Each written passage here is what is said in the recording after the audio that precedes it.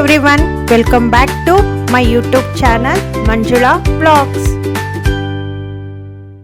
ಈ ದಿನ what I eat in a day ಸೀರೀಸಲ್ಲಿ ನಾನು ಮಾಡ್ತಾ ಇರುವಂತಹದ್ದು ಸಬ್ಬಸಿಗೆ ಸೊಪ್ಪಿನ ಸ್ಪೆಷಲ್ ಡೇ. ಹೌದು, ಇವತ್ತು ಬೆಳಗ್ಗೆ ಬ್ರೇಕ್ಫಾಸ್ಟಿಂದ ಹಿಡಿದು ರಾತ್ರಿ ಡಿನ್ನರ್ವರೆಗೆ ಪ್ರತಿಯೊಂದು ಅಡುಗೆನಲ್ಲೂ ನಾನು ಸಬ್ಬಸಿಗೆ ಸೊಪ್ಪನ್ನು ಬಳಸಿದ್ದೀನಿ. ಈ ಸೊಪ್ಪು ಕೇವಲ ರುಚಿ ಮಾತ್ರವಲ್ಲದೆ ನಮ್ಮ ಜೀರ್ಣಕ್ರಿಯೆ, ತೂಕ ಇಳಿಸಲು ಹಾಗೂ ಮೂಳೆಗಳ ಆರೋಗ್ಯಕ್ಕೆ ತುಂಬಾ ಒಳ್ಳೆಯದು. ಹಾಗಾದರೆ ಬನ್ನಿ ಇವತ್ತಿನ what I eat in a day ದಿನದ ಜರ್ನಿಯನ್ನು ಶುರು ಮಾಡೋಣ.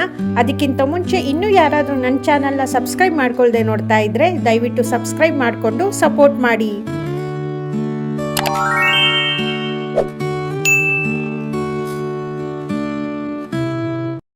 ಎಂದಿನಂತೆ ಬೆಳಗಿನ ನನ್ನ ಆರಂಭ ಒಂದು ಲೋಟ ಬಿಸಿನೀರು ಕುಡಿಯೋದ್ರ ಮೂಲಕ ಆರಂಭ ಆಗಿ ಅದಾದಮೇಲೆ ಈ ರೀತಿ ಕೊತ್ತಂಬರಿ ಕಾಳನ್ನ ಬಿಸಿನೀರಲ್ಲಿ ಚೆನ್ನಾಗಿ ಕುದಿಸ್ಕೊಂಡು ಶೋಧಿಸ್ಕೊಂಡು ಒಂದು ಲೋಟ ಕುಡಿತೀನಿ. ಹಾಗೆ ಈ ದಿನ ಸ್ವಲ್ಪ ಕಡಲೆಕಾಳು ಹಾಗೆ ಬಾದಾಮಿನ ನೆನೆಸಿ ಇಟ್ಟಿದ್ದೆ. ಅದನ್ನು ಬೆಳಗ್ಗೆ ಬಿಸಿನೀರೇನಿದೆ ಅದೆಲ್ಲ ಕುಡಿದಾದ್ಮೇಲೆ ಈ ರೀತಿಯಾಗಿ ನೆನೆಸಿಟ್ಟ ಕಾಳುಗಳನ್ನ ತಿನ್ನೋ ಅಭ್ಯಾಸನ ಮಾಡ್ಕೊಳ್ತಾ ಇದ್ದೀನಿ. ಇನ್ನು ತಿಂಡಿಗೆ ನಾನು ಸಬ್ಬಸಿಗೆ ಸೊಪ್ಪನ್ನು ಬಳಸಿ ಉಪ್ಪಿಟ್ಟನ್ನು ಮಾಡಿದ್ದೆ. ಹೇಗೆ ಮಾಡೋದು ಅಂತ ನೋಡೋಣ ಬನ್ನಿ. ಸ್ಟವ್ ಮೇಲೆ ಬಾಣಲೆ ಇಟ್ಟು ಎಣ್ಣೆ ಸ್ವಲ್ಪ ಹಾಕಿ ಸಾಸಿವೆ ಜೀರಿಗೆನ ಹಾಕ್ಕೊಳ್ತಾ ಇದ್ದೀನಿ. ಈ ಎರಡು ಚಟಪಟ ಅಂದಮೇಲೆ ಕಡಲೆಬೇಳೆ ಮತ್ತು ಉದ್ದಿನಬೇಳೆನ ಸೇರಿಸ್ತಾ ಇದ್ದೀನಿ. ಬೇಕಿದ್ದರೆ ಕಡಲೆ ಬೀಜನ ಸೇರಿಸ್ಕೋಬೋದು. ಇದಿಷ್ಟು ಚೆನ್ನಾಗಿ ಫ್ರೈ ಮಾಡಿಕೊಂಡು ಈರುಳ್ಳಿ, ಹಸಿಮೆಣಸಿನ್ಕಾಯಿ, ಟೊಮೆಟೊನ ಚಿಕ್ಕದಾಗಿ ಹೆಚ್ಚಿ ಅದನ್ನು ಕೂಡ ಚೆನ್ನಾಗಿ ಹುರ್ಕೊಳ್ತಾ ಇದ್ದೀನಿ. ಇದಾದಮೇಲೆ ಸಬ್ಬಸಿಗೆ ಸೊಪ್ಪನ್ನು 1 ಕಪ್ ಆಗುವಷ್ಟು ಸೇರಿಸಿದ್ದೀನಿ. ಚೆನ್ನಾಗಿ ತೊಳೆದು ಚಿಕ್ಕದಾಗಿ ಹೆಚ್ಚಿ ಸೇರಿಸ್ತಾ ಇದ್ದೀನಿ. ಇದನ್ನು ಕೂಡ ಚೆನ್ನಾಗಿ ಹುರ್ಕೊಂಡು 1 ಕಪ್ ಆಗುವಷ್ಟು ಬನ್ಸಿ ರವೆನ ಸೇರಿಸಿದ್ದೀನಿ. ಮೊದಲೇ ರವೆನ ಹುರಿದಿಟ್ಕೊಂಡಿಲ್ಲ, ಹಾಗಾಗಿ ಎಲ್ಲ ತರಕಾರಿ ಜೊತೆನಲ್ಲೇ ಹುರಿತಾ ಇದ್ದೀನಿ. ಇದಕ್ಕೆ ಬೇಕಿದ್ರೆ ನಿಮ್ಮ ಇಷ್ಟದ ಬೇರೆ ಯಾವುದೇ ರೀತಿಯ ತರಕಾರಿಗಳನ್ನ ಬಳಸ್ಕೋಬೋದು.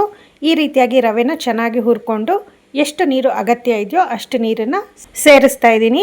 ನಾನಿಲ್ಲಿ ಬನ್ಸಿ ರವೆನ ತೊಗೊಂಡಿದ್ದೀನಿ. ಬೇಕಿದ್ರೆ ಸಣ್ಣ ರವೆನೂ ಬಳಸ್ಬೋದು, ಚೆನ್ನಾಗಿ ಬರುತ್ತೆ ಉಪ್ಪಿಟ್ಟು. ನೀರೆಲ್ಲ ಹಾಕಿ ರುಚಿಗೆ ಎಷ್ಟು ಬೇಕೋ ಅಷ್ಟು ಉಪ್ಪನ್ನು ಹಾಕಿ ನೀರು ಚೆನ್ನಾಗಿ ಕುದಿಯೋ ತನಕ ಆ ರವೆ ತರಕಾರಿ ಎಲ್ಲ ಹೊಂದ್ಕೋಬೇಕು. ಅಲ್ಲಿ ತನಕ ಒಂದು ಪ್ಲೇಟನ್ನು ಮುಚ್ಚಿ ಹಾಗೆ ಇಡ್ತಾಯಿದ್ದೀನಿ. 1-2 ನಿಮಿಷ ಆದಮೇಲೆ ಉಪ್ಪಿಟ್ಟು ಚೆನ್ನಾಗಿ ಬೆಂದಿರುತ್ತೆ. ತುಂಬ ಚೆನ್ನಾಗಿ ರವೆ ಎಲ್ಲ ಹರಡ್ಕೊಂಡಿರುತ್ತೆ. ಆ ಸಬ್ಬಸಿಗೆ ವಾಸನ ಸೊಪ್ಪಿನ ಘಮವಂತೂ ತುಂಬ ಚೆನ್ನಾಗಿ ಬರ್ತಾ ಇರುತ್ತೆ. ಮೇಲೆ ಸ್ವಲ್ಪ ಕೊತ್ತಂಬರಿ ಸೊಪ್ಪು, ಕಾಯಿ ತುರಿನ ಹಾಕಿ ಇನ್ನೊಂದು ಸತಿ ನೀಟಾಗಿ ಮಿಕ್ಸ್ ಮಾಡಿಕೊಂಡ್ರೆ ಸಬ್ಬಸಿಗೆ ಸೊಪ್ಪಿಂದ ಮಾಡಿರುವಂತಹ ಉಪ್ಪಿಟ್ಟು ರೆಡಿಯಾಗುತ್ತೆ. ಉಪ್ಪಿಟ್ಟಿನ ಒಂದು ತಟ್ಟೆಗೆ ಸರ್ವ್ ಕೂಡ ಮಾಡ್ಕೊಳ್ತಾ ಇದ್ದೀನಿ. ಮೇಲೆ 1 ಸ್ಪೂನ್ ತುಪ್ಪ ಕೂಡ ಹಾಕ್ಕೊಳ್ತಾ ಇದ್ದೀನಿ. ಬಿಸಿ ಬಿಸಿ ಆಗಿರುವ ಸಬ್ಬಸಿಗೆ ಸೊಪ್ಪಿನ ಉಪ್ಪಿಟ್ಟಿನ ಜೊತೆಗೆ ಸ್ವಲ್ಪ ಮೊಸರು ಮತ್ತು ಸೌತೆಕಾಯಿ ಸ್ಲೈಸ್ನ ಇಟ್ಕೊಂಡಿದ್ದೀನಿ. ನಿಜಕ್ಕೂ ಇದು ಇಡೀ ದಿನಕ್ಕೆ ಬೇಕಾಗುವಂತಹ ಎನರ್ಜಿನ ಕೊಡುತ್ತೆ, ತುಂಬ ಚೆನ್ನಾಗಿರುತ್ತೆ. ಇದಾಗಿತ್ತು ನನ್ನ ಬೆಳಗಿನ ತಿಂಡಿ ಸಬ್ಬಸಿಗೆ ಸೊಪ್ಪಿನ ಉಪ್ಪಿಟ್ಟು. ಇನ್ನು ಮಧ್ಯಾಹ್ನಕ್ಕೆ ಸಬ್ಬಸಿಗೆ ಸೊಪ್ಪನ್ನು ಬಳಸಿ ಚಪಾತಿ ಕೂಡ ಮಾಡಿಕೊಂಡಿದ್ದೆ. ಬನ್ನಿ ಹೇಗೆ ಮಾಡೋದು ನೋಡೋಣ. ಒಂದು ಬೌಲ್ ತೊಗೊಂಡಿದ್ದೀನಿ. ಇದಕ್ಕೆ 3-4 ಸ್ಪೂನ್ ಆಗುವಷ್ಟು ಗೋಧಿ ಹಿಟ್ಟನ್ನು ಹಾಕ್ಕೊಳ್ತಾ ಇದ್ದೀನಿ. ಇದಕ್ಕೆ ಚಿಟಿಕೆ ಉಪ್ಪನ್ನು ಸೇರಿಸಿ ಚಿಕ್ಕದಾಗಿ ತೊಳೆದು ಹೆಚ್ಚಿ ಇಟ್ಕೊಂಡಿರುವಂತಹ ಸಬ್ಬಸಿಗೆ ಸೊಪ್ಪನ್ನು ಸೇರಿಸಿ ಮೊದಲು ಕೈಯಲ್ಲೇ ನೀಟಾಗಿ ಮಿಕ್ಸ್ ಮಾಡಿಕೊಂಡು ನಂತರ ಸ್ವಲ್ಪ ನೀರನ್ನು ಹಾಕಿ ಈ ಹದಕ್ಕೆ, ಚಪಾತಿ ಹಿಟ್ಟಿನ ಹದಕ್ಕೆ ಕಲಸಿ ಇಟ್ಕೊಂಡಿದ್ದೀನಿ. ಇದಕ್ಕೆ ಒಂದು ಪ್ಲೇಟನ್ನು ಮುಚ್ಚಿ ನೆನೆಯೋದಕ್ಕೆ ಅಂತ ಬಿಡ್ತಾ ಇದ್ದೀನಿ. ಸಬ್ಬಸಿಗೆ ಸೊಪ್ಪಿನಲ್ಲಿ ಕ್ಯಾಲೋರಿ ಅಂಶ ತುಂಬ ಕಡಿಮೆ ಇರುತ್ತೆ. ತೂಕ ಇಳಿಸಿಕೊಳ್ಳಲು, ವೇಟ್ ಲಾಸ್ ಮಾಡುವವರಿಗೆ ತಮ್ಮ ದಿನನಿತ್ಯದ ಡಯೆಟ್ನಲ್ಲಿ ಇದನ್ನು ಬಳಸೋದ್ರಿಂದ ಉತ್ತಮ ಫಲಿತಾಂಶ ಸಿಗುತ್ತೆ. ಇನ್ನು ಚಪಾತಿಗೆ ಕಾಂಬಿನೇಷನ್ ಆಗಿ ಬೆಂಡೆಕಾಯಿ, ಹೆಸರು ಕಾಳು ಹಾಕಿ ಪಲ್ಯ ಕೂಡ ಮಾಡ್ಕೊಳ್ತಾ ಇದ್ದೆ. ಅದಕ್ಕೆ ಹೆಸರು ಕಾಳನ್ನ ಈ ರೀತಿಯಾಗಿ ಚೆನ್ನಾಗಿ ತೊಳ್ಕೊಂಡು ಕುಕ್ಕರಲ್ಲಿ ಬೇಯಿಸಿ ಇಟ್ಕೊಂಡಿದ್ದೀನಿ. ಇನ್ನು ಸ್ಟವ್ ಹಚ್ಚಿ ಒಂದು ಬಾಣಲೆ ಇಟ್ಟು ಸ್ವಲ್ಪ ಎಣ್ಣೆನ ಹಾಕಿ ಸಾಸಿವೆ, ಜೀರಿಗೆ, ಉದ್ದುದ್ದಕ್ಕಾಗಿ ಹೆಚ್ಚಿರುವಂತಹ ಈರುಳ್ಳಿನ ಹಾಕಿ ಚೆನ್ನಾಗಿ ಬಾಡಿಸ್ಕೊಳ್ತಾ ಇದ್ದೀನಿ. ಈ ಸಬ್ಬಸಿಗೆ ಸೊಪ್ಪು ರಕ್ತದಲ್ಲಿನ ಸಕ್ಕರೆ ಮಟ್ಟವನ್ನು, ಬ್ಲಡ್ ಶುಗರ್ ನಿಯಂತ್ರಿಸಲು ಕೂಡ ಸಹಾಯ ಮಾಡುತ್ತೆ. ಹಾಗೆ ಚಿಕ್ಕದಾಗಿ ಹೆಚ್ಚಿಟ್ಟಿರುವಂತಹ ಟೊಮೆಟೊ ಕೂಡ ಸೇರಿಸ್ಕೊಳ್ತಾ ಇದ್ದೀನಿ. ಬೇಕಿದ್ರೆ ಹಸಿಮೆಣಸಿನ್ಕಾಯಿನ ಬಳಸ್ಬೋದು.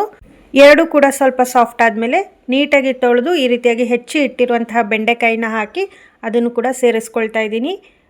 ತರಕಾರಿ ಜೊತೆನಲ್ಲೇ ಚೆನ್ನಾಗಿ ಹುರ್ಕೊಳ್ತಾ ಇದ್ದೀನಿ. ಮೊದಲೇ ಬೆಂಡೆಕಾಯಿನ ನಾನು ಹುರಿದಿಟ್ಕೊಂಡಿಲ್ಲ, ಹಾಗಾಗಿ ತರಕಾರಿ ಜೊತೆನಲ್ಲೇ ಚೆನ್ನಾಗಿ ಹುರ್ಕೊಳ್ತಾ ಇದ್ದೀನಿ. ಇದಕ್ಕೆ ಸ್ವಲ್ಪ ನೀರನ್ನು ಸೇರಿಸಿ ಬೆಂಡೆಕಾಯಿನ ಬೇಯೋದಕ್ಕೆ ಬಿಡ್ತಾ ಇದ್ದೀನಿ.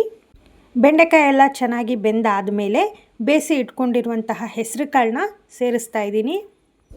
ಇದಕ್ಕೆ ಬೇಸಿಕ್ ಮಸಾಲೆನ ಸೇರಿಸ್ತಾ ಇದ್ದೀನಿ. ಅರಿಶಿಣ, ಖಾರದ ಪುಡಿ, ಧನಿಯಾ ಪುಡಿ, ಗರಂ ಮಸಾಲ ಇಷ್ಟನ್ನು ಸೇರಿಸಿ ಚೆನ್ನಾಗಿ ಮಿಕ್ಸ್ ಮಾಡಿಕೊಂಡು ರುಚಿಗೆ ಎಷ್ಟು ಬೇಕೋ ಅಷ್ಟು ಉಪ್ಪನ್ನು ಹಾಕ್ಕೊಂಡು ಚೆನ್ನಾಗಿ ಮಿಕ್ಸ್ ಮಾಡಿಕೊಂಡು ಇನ್ನೂ ಸ್ವಲ್ಪ ಬೇಯೋದಕ್ಕೆ ಎಲ್ಲ ಚೆನ್ನಾಗಿ ಬೆರೆಯೋದಕ್ಕೆ ಅಂತ ಪ್ಲೇಟನ್ನು ಮುಚ್ಚಿ ಇಡ್ತಾ ಇದ್ದೀನಿ. 1-2 ನಿಮಿಷ ಆದಮೇಲೆ ಬೆಂಡೆಕಾಯಿ ಮತ್ತು ಹೆಸರು ಕಾಳಿಂದ ಮಾಡಿರುವಂತಹ ಪಲ್ಯ ರೆಡಿಯಾಗುತ್ತೆ.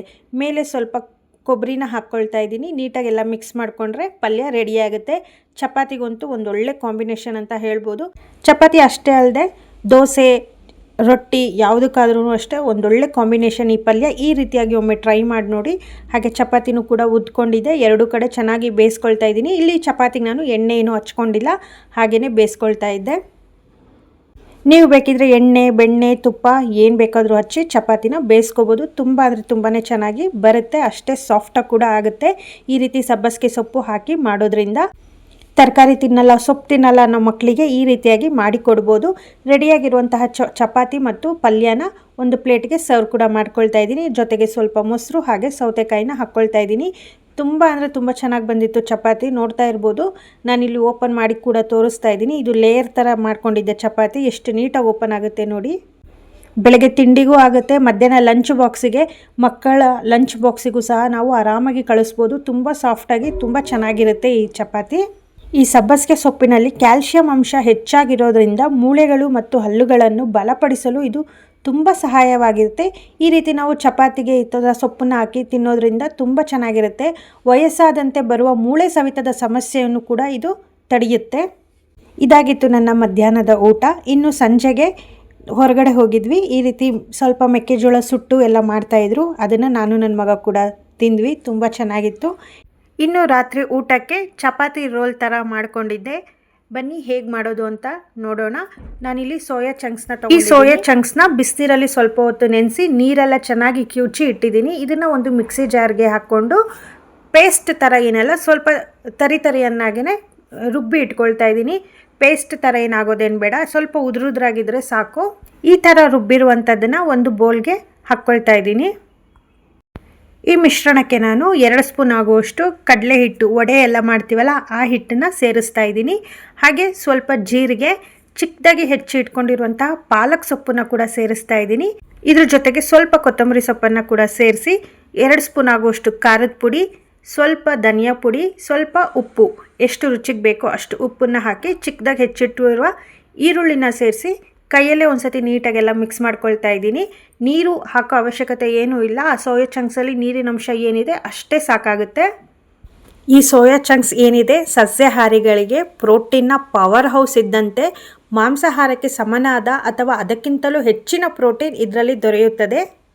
ಈ ಥರ ಎಲ್ಲ ಕೈಯಲ್ಲಿ ನೀಟಾಗಿ ಮಿಕ್ಸ್ ಮಾಡಿಕೊಂಡು ಈ ರೀತಿ ಉಂಡೆ ಕಟ್ಟಕ್ಕಾಗಬೇಕು, ಅಲ್ಲಿ ತನಕ ಚೆನ್ನಾಗಿ ಮಿಕ್ಸ್ ಮಾಡಿಕೊಂಡು, ಇದು ನೆನೆಸೋ ಅವಶ್ಯಕತೆ ಏನಿಲ್ಲ. ನಿಮಗೆ ಯಾವ ಶೇಪಲ್ಲಿ ಬೇಕೋ ಆ ಶೇಪಲ್ಲಿ ನಾವು ಇದೇ ರೀತಿ ಕಟ್ಟಿ ಆಗಲೇ ಇದನ್ನು ಬೇಯಿಸ್ಕೋಬೋದು. ನಾನಿಲ್ಲಿ ಓವಲ್ ಶೇಪಲ್ಲಿ ಮಾಡ್ಕೊಳ್ತಾ ಇದ್ದೀನಿ. ಮತ್ತು ಇದಕ್ಕೆ ಎಣ್ಣೆ ಬಳಸೋ ಅವಶ್ಯಕತೆ ಏನೂ ಇಲ್ಲ, ಈಸಿಯಾಗಿ ಶೇಪಲ್ಲಿ ಬರುತ್ತೆ. ಅದೇ ಕೂಡ ಕಡಲೆ ಹಿಟ್ಟು ಹಾಕಿರೋದ್ರಿಂದ ಬೈಂಡಿಂಗ್ ಕೂಡ ತುಂಬಾ ಚೆನ್ನಾಗಿ ಬರುತ್ತೆ. ಈ ಸೋಯಾ ಚಂಕ್ಸಲ್ಲಿ ನಾರಿನಂಶ ಹೆಚ್ಚಾಗಿದ್ದು ನಾವು ಇದನ್ನು ತಿಂದಾದಮೇಲೆ ಹೊಟ್ಟೆ ತುಂಬಿದ ಅನುಭವ ನೀಡುತ್ತೆ. ಪದೇ ಪದೇ ಹಸಿವು ಕೂಡ ಆಗೋದಿಲ್ಲ. ನಾನಿಲ್ಲಿ 5 ಈ ಥರ ಕಟ್ಲೆಟ್ ಶೇಪಲ್ಲಿ ಕೊಟ್ಟು ಇಟ್ಟಿದ್ದೀನಿ. ಇದಕ್ಕೆ ಒಂದು ಡಿಪ್ಪನ್ನ ಮಾಡ್ಕೊಳ್ತಾ ಇದ್ದೀನಿ. ಒಂದು ಬೌಲ್ಗೆ 2-3 ಸ್ಪೂನ್ ಆಗುವಷ್ಟು ಮೊಸರನ್ನ ತೊಗೊಂಡಿದ್ದೀನಿ. ಹಾಗೆ ಪುದೀನ ಚಟ್ನಿ ಇತ್ತು, ಹಾಗಾಗಿ ಪುದೀನ ಚಟ್ನಿನ ಸೇರಿಸ್ತಾ ಇದ್ದೀನಿ. ರುಚಿಗೆ ಸ್ವಲ್ಪ ಉಪ್ಪನ್ನ ಸೇರಿಸಿ ಚೆನ್ನಾಗಿ ಮಿಕ್ಸ್ ಮಾಡಿ ಎತ್ತಿಟ್ಕೊಳ್ತಾ ಇದ್ದೀನಿ. ಇದು ಕೂಡ ಆಪ್ಷನಲ್ಲು. ಟೊಮೆಟೊ ಕೆಚಪ್ ಇತ್ತು ಅಂದರೆ ಅದನ್ನೇ ಕೂಡ ಬಳಸ್ಬೋದು, ಏನು ತೊಂದರೆ ಇಲ್ಲ.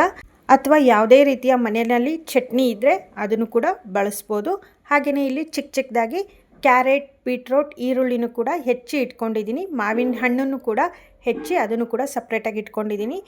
ಇನ್ನು ಸೋಯಾ ಚಂಕ್ಸ್ದು ಕಟ್ಲೆಟ್ ಥರ ಏನು ಮಾಡಿಟ್ಕೊಂಡಿದ್ದೀವಿ ಅದಕ್ಕೆ ಸ್ವಲ್ಪ ಎಣ್ಣೆನ ಹಚ್ಚಿ ಎಲ್ಲ ಒಟ್ಟಿಗೆ ಬೇಯಿಸ್ಕೊಳ್ತಾ ಇದ್ದೀನಿ. ಆಗಿದ್ದೇ 5, ಹಾಗಾಗಿ ಜಾಸ್ತಿ ಆಗಿದ್ದರೆ 2-3 ಸತಿ ಮಾಡ್ಕೋಬೋದು, ಏನು ತೊಂದರೆ ಇಲ್ಲ.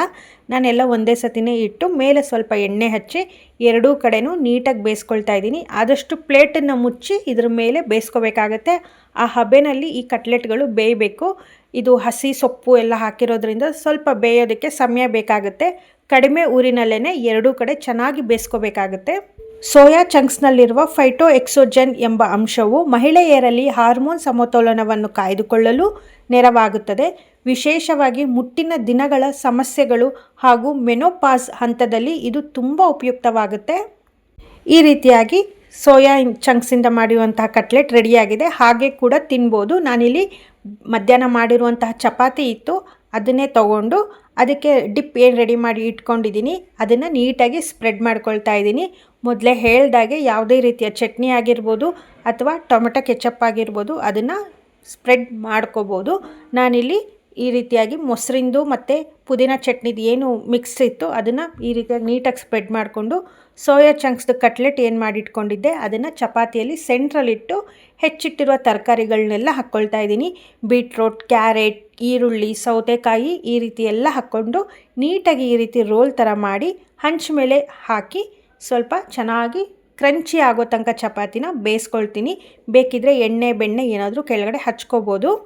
ಸಬ್ಬಸಿಗೆ ಸೊಪ್ಪಿನಿಂದ ಮಾಡಿರುವ ಚಪಾತಿಗೆ ಈ ರೀತಿ ತರಕಾರಿಗಳನ್ನೆಲ್ಲ ಹಾಕಿ ರುಚಿಯಾದ ಚಪಾತಿ ರೋಲ್ ಕೂಡ ಮಾಡ್ಕೊಂಡಿದ್ದೀನಿ. ಸೀಸನ್ ಆಗಿರೋದ್ರಿಂದ ಮಾವಿನ ಹಣ್ಣು ಕೂಡ ಇತ್ತು, ಅದನ್ನು ಕೂಡ ಹೆಚ್ಚಿ ಇಟ್ಕೊಂಡಿದ್ದೆ. ತುಂಬ ಚೆನ್ನಾಗಿತ್ತು ಈ ಕಾಂಬಿನೇಷನ್ ಅಂತೂ. ಈ ರೀತಿಯಾಗಿ ಒಮ್ಮೆ ಟ್ರೈ ಮಾಡಿ ನೋಡಿ, ಹೆಲ್ದಿಯಾಗೂ ಇರುತ್ತೆ ಹಾಗೆ ರುಚಿನೂ ಅಷ್ಟೇ ಚೆನ್ನಾಗಿರುತ್ತೆ. ಇದಾಗಿತ್ತು ನನ್ನ ರಾತ್ರಿಯ ಊಟ. ಸೊ ನೋಡಿದ್ರಲ್ಲ ಸ್ನೇಹಿತರೆ, ಸಬ್ಬಸಿಗೆ ಸೊಪ್ಪನ್ನು ಬಳಸ್ಕೊಂಡು ಇಡೀ ದಿನದ ಆಹಾರವನ್ನು ನಾನು ಹೇಗೆ ಹೆಲ್ದಿಯಾಗಿ ಮಾಡಿಕೊಂಡೆ ಅಂತ, ಹಾಗೆ ಟೇಸ್ಟಿಯಾಗಿ ಕೂಡ ಇತ್ತು. ನೀವು ಕೂಡ ಈ ರೀತಿ ಒಮ್ಮೆ ಟ್ರೈ ಮಾಡಿ ನೋಡಿ. ಇವತ್ತಿನ ಈ ಒಂದು ಪುಟ್ಟ ವಿಡಿಯೋ ನಿಮಗೆಲ್ಲ ಇಷ್ಟವಾಗಿದ್ದರೆ ದಯವಿಟ್ಟು ಲೈಕ್ ಮಾಡಿ, ಕಮೆಂಟ್ ಮಾಡಿ, ಶೇರ್ ಮಾಡಿ, ಸಬ್ಸ್ಕ್ರೈಬ್ ಆಗೋದನ್ನು ಮರಿಬೇಡಿ, ಹೈಪ್ ಕೂಡ ಮಾಡಿ. Thank you.